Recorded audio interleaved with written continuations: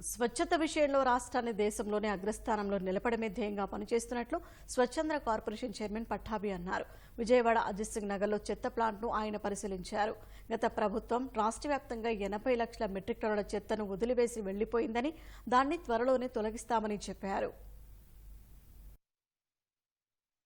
రాష్ట్రంలో దాదాపుగా 85 లక్షల టన్నుల చెత్తని క్లియర్ చేయకుండా వదిలేసి వెళ్ళిపోవడం జరిగింది. ఇప్పుడు ఆ చెత్తనంతా కూడా ప్రస్తుత కూటమి ప్రభుత్వం చంద్రబాబు నాయుడు గారి నేతృత్వంలో క్లియర్ చేస్తా ఉన్నాం. అతి త్వరలోనే ఈ లెగసీ వేస్ట్, గత ప్రభుత్వం వదిలి వెళ్ళిపోయినటువంటి, బాధ్యతారహితంగా వదిలి వెళ్ళిపోయినటువంటి 85 లక్షల టన్నులని చెత్తని అతి త్వరలోనే క్లియర్ చేస్తాం. ఆ తర్వాత వేస్ట్ సెగ్రిగేషన్ అంటే రకరకాల సొల్యూషన్స్ మనకున్నాయి. వేస్ట్ ఎనర్జీ కాకుండా కాంపోస్టింగ్ కానివ్వండి, కంప్రెస్డ్ బయోగ్యాస్ ద్వారా కానివ్వండి, మెటీరియల్ రికవరీ ఫెసిలిటీ ద్వారా వేస్ట్ టు వెల్త్ అనే కాన్సెప్ట్, చెత్త నుంచి కూడా మనం ఆదాయాన్ని మనం సమకూర్చుకోవచ్చు.